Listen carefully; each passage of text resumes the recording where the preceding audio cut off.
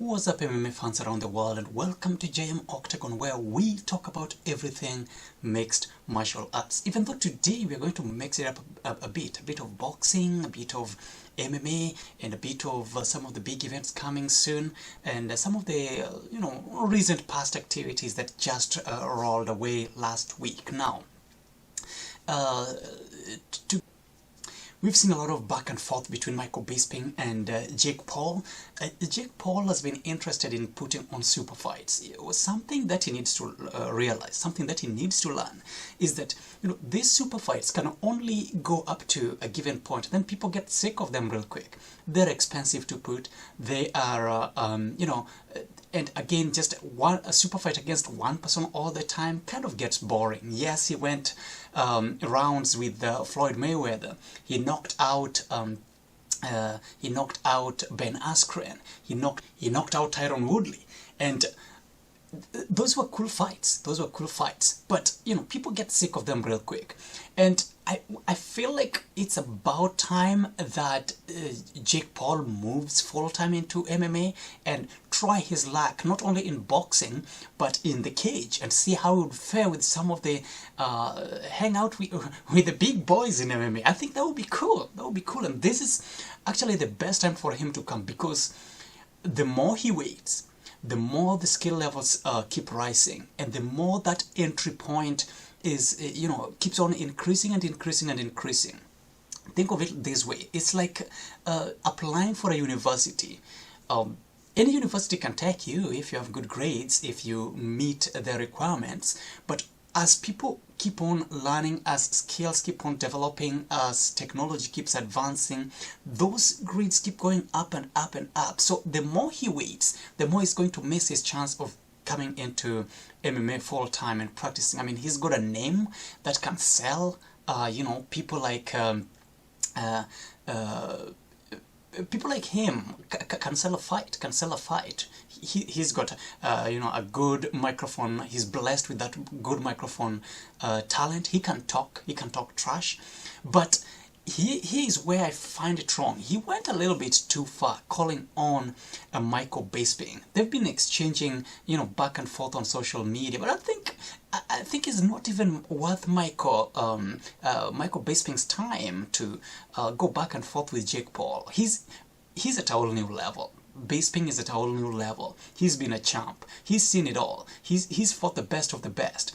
And Bisping said something, that Jake Paul has been given opportunity to fight Anderson Silva, the Spider, and he refused. I don't know if this is true. Then that is the fight that he needs to work on. That is the fight that he needs to cultivate. That is the fight that MMA fans and boxing fans want to see. Not calling out people and just to get fame, just to build his reputation about other people's names who have built their reputation. So I would challenge him to take on some actual boxers. There's so many boxers out there. There's so many boxers which I believe he can knock out as a way of building his resume, but he's choosing to cross the MMA world, test his skills before he gets it's working for him. It's probably making enough money to keep him alive, but I think it's about time that he start calling out boxers. Or if he wants to really step in the cage, come and fight in MMA rules, like in a cage where MMA rules apply. Takedowns, elbows, spinning elbows, leg kicks, name it, grappling. That is when he will know what fighting actually really means. Well, and he's not going to be the first one to step into the MMA octagon and, play under different rules. Even Muhammad Ali, the greatest of them all, he said that I'm the world's greatest. He tried a fight, in a rules where MMA rules would kind of apply. When he fought Antonio Inoki, some of you don't know about that, but even if you YouTube it, you can find Muhammad Ali's fight against Antonio Inoki. Inoki basically went with the leg kicks, and they were brutal. He was throwing oblique kicks and throwing, the slapping back of the leg, and that is how he won. Inoki won against the greatest of them all. if Jake Paul wants to really test his skills, test his experience, let him come over to MMA. I don't know what you guys think about that, but it would be cool to know. It would be cool to know. I would like him to meet like somebody like Kamaru Usman. Like, feed him some of these champs who will really show him what it is like to fight. And I mean, if he doesn't want to, get the true taste of fighting a champion in MMA with MMA rules, then we can feed him the top 10 in any promotion, Bellator, UFC, One Champion, PFL, Bare Knuckle. I think would really, show him exactly what fights really are. He's been doing good in boxing. I don't deny him that. I think he's doing great. He's got good hands. He can knock people out. He's been knocking people out. So it's about time for him to jump the ship. Just, try hang out with with MMA guys and see actually what it really feels like to be an MMA fighter, a well-rounded MMA fighter. That would probably benefit him, and he would sell too. He just need to talk to one of these big promotions.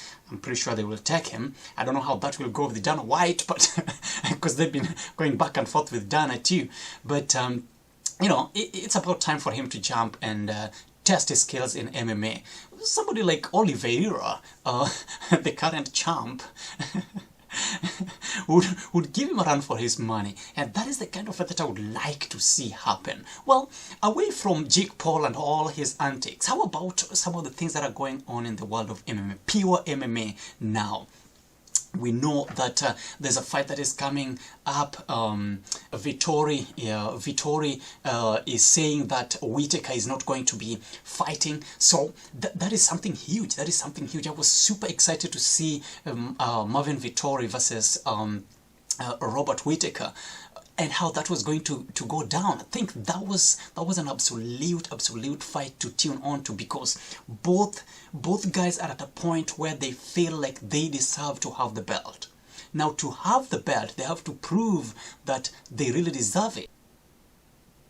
That is exactly what Adesanya did against Kevin Gastelum. He proved that he really deserved the belt. And after that, we've been seeing kind of a super relaxed Adesanya, come to me if you really want to fight, which a lot of people don't like those kinds of fights. People just want you to, stand in the booth and throw and, like crazy. But once you become a champ, and Adesanya is just doing the best thing for him, because, health first. That is what I truly believe in.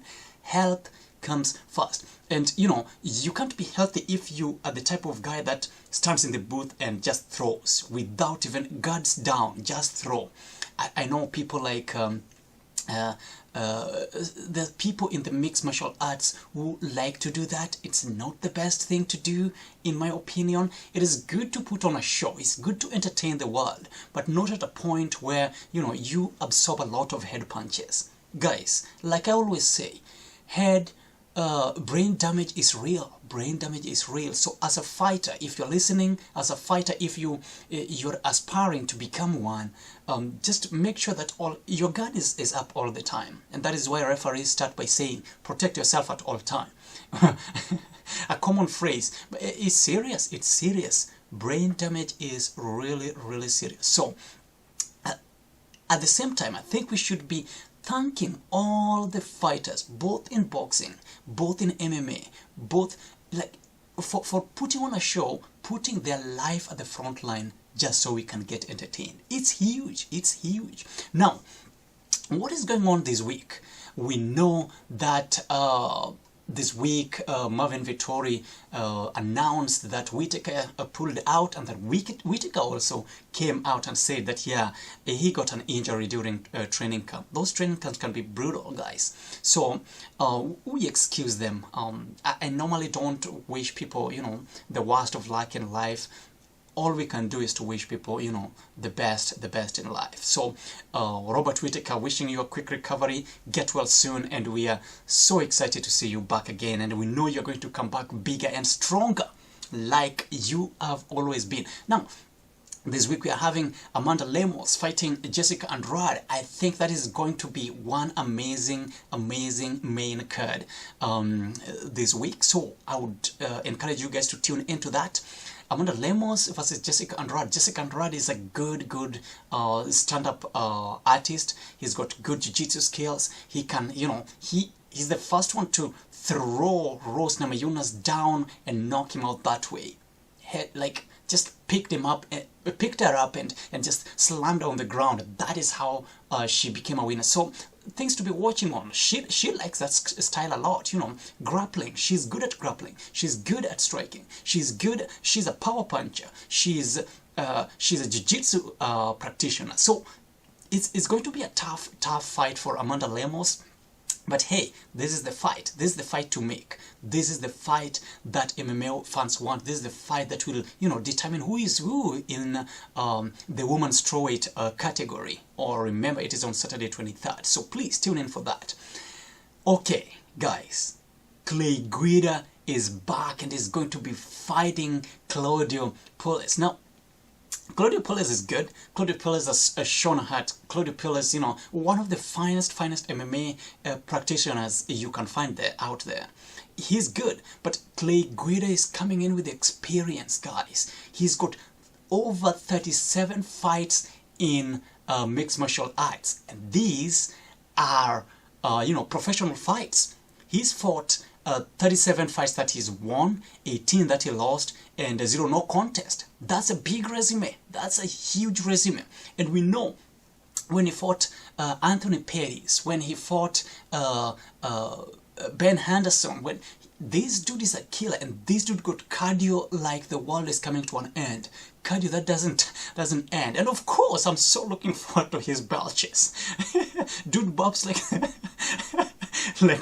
like the world is coming to an end. I love this dude. He's crazy. He makes it fun. He makes it fun, and if he's in there, he's definitely going to be throwing.